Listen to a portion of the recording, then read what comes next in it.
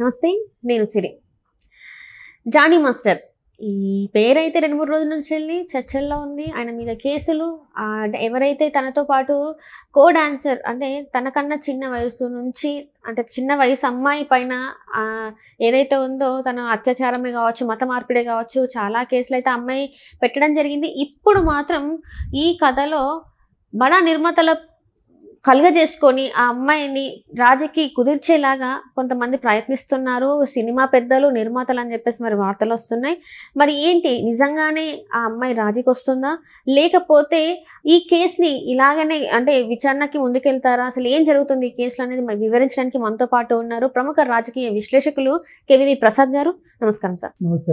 ఇప్పుడు చూస్తుంటే Johnny master story ఏదైతే ఉందో మనం చూసాం.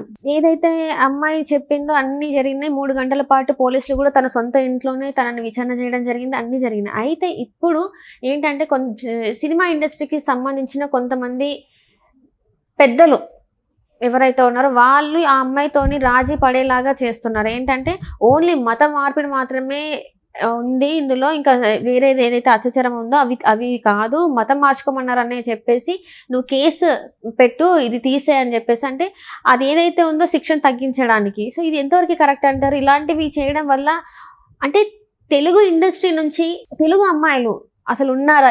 ఇది కూడా చాలా నడుస్తుంది సార్. తెలుగు ఇండస్ట్రీ నుంచి తెలుగు అమ్మాయిలు రావాలి అంటే భయపడే పరిస్థితి వచ్చేసింది. ఇప్పుడు ఈ దీంతోనైతే ఇంకా చాలా మంది భయపడుతున్నారు. మరి మీరు దీని మీద ఎలా స్పందిస్తారు? ఒకటమ్మా, ఇది అత్యంత నీచం. ఇది ఎందుకంటే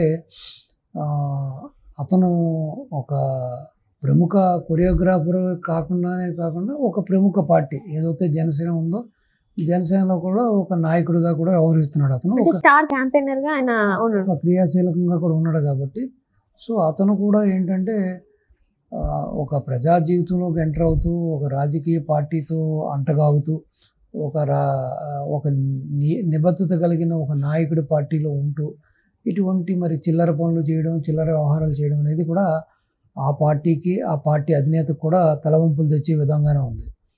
సో ఏ విధంగా అంటే దగ్గర 5 ఏళ్ళు అంటే అమ్మాయి వాళ్ళ 21 అంట, అంటే 16 సంవత్సరాల నుంచి మరి ఆ అమ్మాయి మీద లైంగికంగా దాడి చేస్తూ ఆ అమ్మాయిని నానా రకాలుగా మానసికంగా, శారీరక హింసిస్తూ, ప్లస్ రెండోది మతం పెళ్లి చేసుకోమని, తనతో కాపురం చేయమని, అలాగే ఈవెన్ ఆయన భార్య కూడా ఈ విధంగానే ఆవిడ కూడా మా ఆయన్ని పెళ్లి చేసుకో, మతం మారని కూడా చెప్పిందని కూడా ఈ అమ్మాయి చెబుతుంది.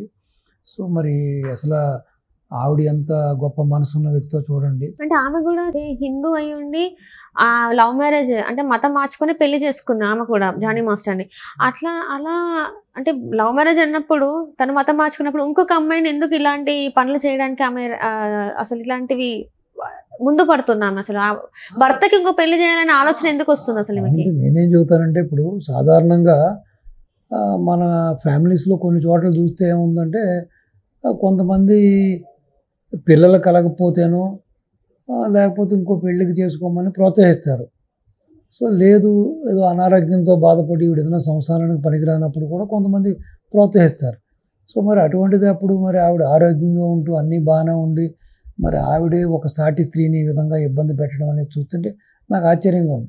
అసలు సాధారణంగా హిందూ స్త్రీలు ఎవరు కూడా తన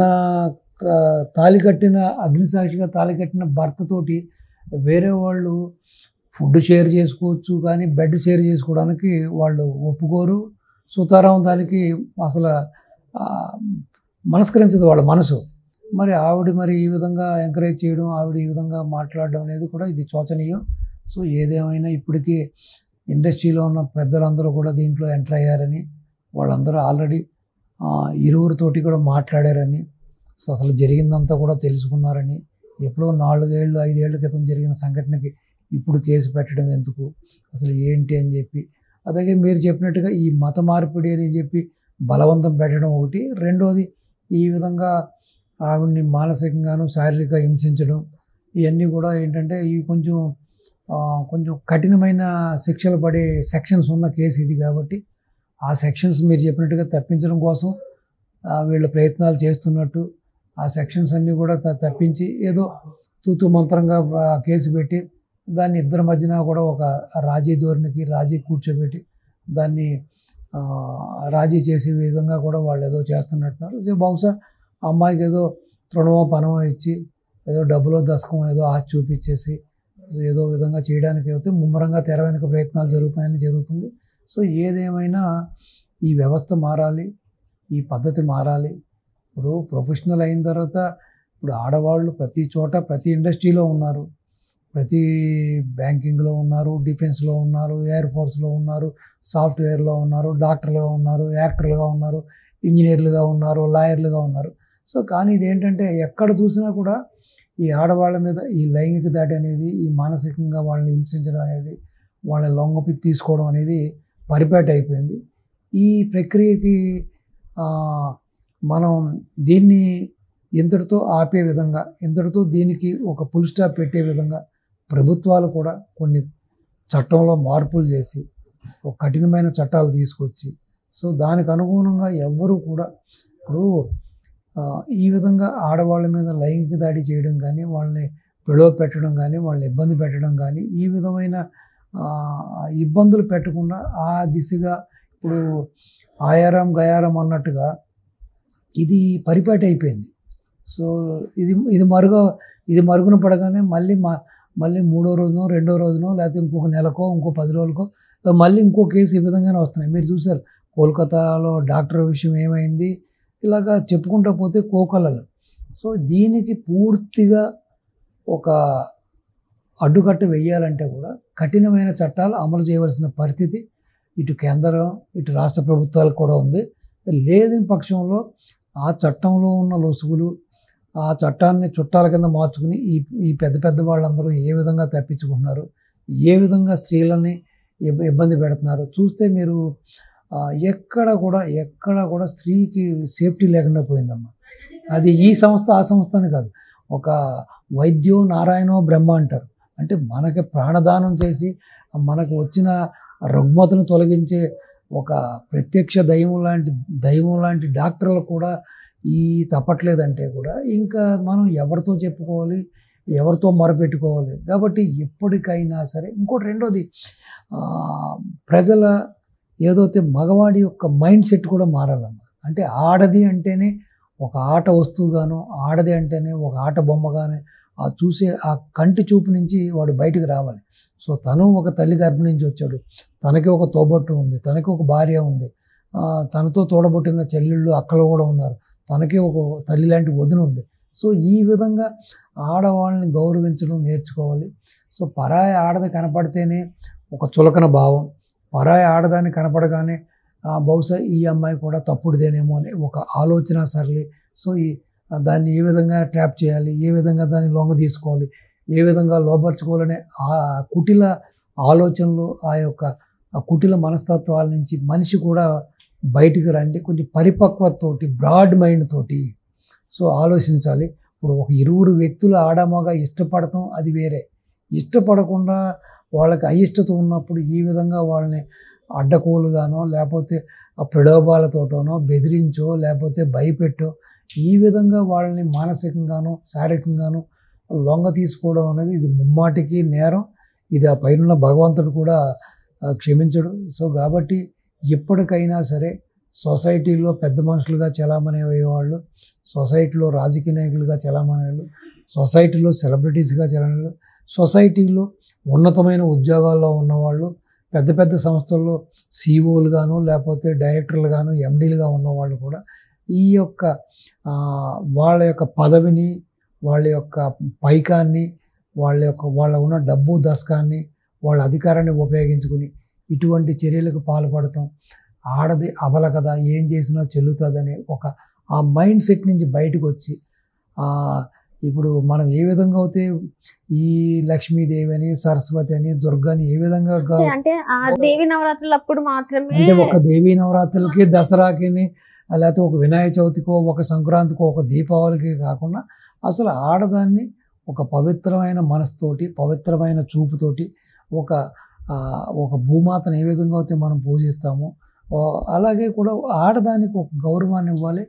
ఆ దిశగా చూడాలి అని అంటున్నారు సార్. మీరు శిక్షల గురించి కూడా మాట్లాడారు. శిక్షల గురించి అంటే నిర్భయ చట్టం వచ్చిన తర్వాత అందరూ అనుకున్నారు ఇప్పుడు ఇట్లాంటి తప్పులు జరగవని అని చాలా మంది అనుకున్నారు. కానీ నిర్భయ చట్టం వచ్చిన తర్వాత కూడా స్టిల్ ఇంత ఘోరాతి ఘోరంగా కనీసం అది మనం మాట్లాడుకోవడానికి కూడా చాలా కష్టంగా ఉన్న రకంగా మనుషులు ఘోరాలని చేస్తున్నారు. మన డాక్టర్ ఉదాంతం మనం చూసాం, కోల్కతా డాక్టర్ ఉదాంతం. ఇంకా ఇలాంటి చట్టాలు వస్తాయి సార్. అసలు మనుషుల్లో మార్పులు అన్నప్పుడు ఎన్ని చట్టాలు వచ్చినా వేస్టే కదా. చెబుతానండమ్మా, ఇప్పుడు ఒక చట్టాలో లేకపోతే రాజకీయ నాయకులో, లేకపోతే ఒక ముఖ్యమంత్రో, ప్రధానమంత్రో, ఒక రాష్ట్రపతి, ఒక హోమ్ మినిస్టరు, వీళ్ళెవ్వరూ కూడా చెయ్యలేని పనులు మనగానే మార్పు రావాలి.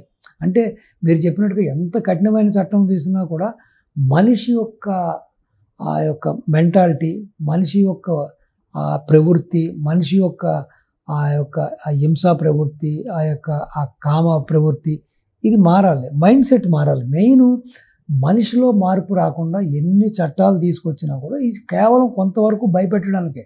అసలు ముందు మనం స్త్రీని ఏ విధంగా గౌరవించాలి, స్త్రీని ఏ విధంగా మనం చూసుకోవాలి, స్త్రీతో ఏ విధంగా నడుచుకోవాలి అనే ఒక పరివర్తన, ఆ చేంజ్ రానంతసేపు అమ్మ ఈ పునరావృతం అవుతూనే ఉంటాయి, ఈ రిపీట్ అవుతూనే ఉంటాయి. దీనికి ఒక అడ్డు అదుపు ఉండదు, దీనికి ఒక ఫుల్ స్టాప్ ఉండదు. అన్లెస్ అంటిల్ ఆ మైండ్ సెట్, ఆ మగాడి యొక్క మైండ్ సెట్, ఆడది ఆట వస్తువు కాదు, ఆడది మనం ఎలా పడితే అలా ఎడాపెడాగా మనం రకరకాలుగా ప్రలోభాలు పెట్టి, భయపెట్టి, బెదిరించి మన అవసరాలకి మన వాంఛిక ఈ కోరికలు తీర్చుకోవడానికి ఉపయోగపడే ఇది ఒక వస్తువు, ఇది ఒక అనే భావన పోవాలమ్మ. పోయిన రోజునే ఆడది అర్ధరాత్రిగాడు కూడా రోడ్లో ఫ్రీగా తిరుగుతుంది. గాంధీ మహాత్ముడు చెప్పింది జరుగుతుంది. అంతవరకు ఆడదానికి సేఫ్టీ లేదు, ఆడదానికి మనుగడ లేదు, ఆడదానికి భవిష్యత్తు కూడా లేదు. అన్లెస్ అంటిల్ మైండ్ సెట్ మారాలి. ఆ విధంగా మైండ్ సెట్ మారాలంటే చిన్నప్పటి నుంచి కూడా తల్లిదండ్రులు ఒక మగపిల్లాన్ని పెంచేటప్పుడు వాడికి కేవలం నువ్వు డాక్టర్ అవ్వు, ఇంజనీర్ అవ్వు, నువ్వు లాయర్ అవ్వు, నువ్వు బాగా సంపాదించు, నువ్వు ఫారిన్ వెళ్ళు, అమెరికా వెళ్ళి చదువుకోవడం చెప్పడమే కాకుండా ఇది తిను, నీకు ఇష్టమైన చికెను మటన్ తినమంటే చిన్నప్పటి నుంచి కూడా ఆడదానితో ఎలా నడుచుకోవాలి, అమ్మాయిలతో ఎలా నడుచుకోవాలి, ఆడదానికి ఎటువంటి విలువలు ఇవ్వాలి, ఆడదాన్ని ఏ విధంగా చూడాలి అనే బుద్ధులు కూడా నేర్పించాలి. అది చిన్నప్పటి నుంచి మొక్కై వంగనది మానై వంగన అంటారు. ఆ విధంగా మైండ్ సెట్ చేస్తే ఫ్యూచర్లో డెఫినెట్గా ఇటువంటి చట్టాలు అవసరం లేదు, దీన్ని నియంత్రణకు కావాల్సిన నాయకులు అవసరం లేదు, పోలీసులు అవ్వలేదు. ఆటోమేటిక్గా మైండ్ సెట్ మారిందంటే అసలు క్రైమ్ అన్నది లేకుండా పోతుంది. కాబట్టి ఆ దిశగానే తల్లిదండ్రులు కృషి చేయాలి, అదేవిధంగా స్కూల్లో టీచర్లు చేయాలి, కాలేజీల్లో లెక్చర్లు చేయాలి. సో ఆ దిశగా ఈ యొక్క మానవాళి యొక్క మెంటాలిటీలోనే మార్పు రావాలమ్మా. Right sir, right. Thank you so much. నమస్తే.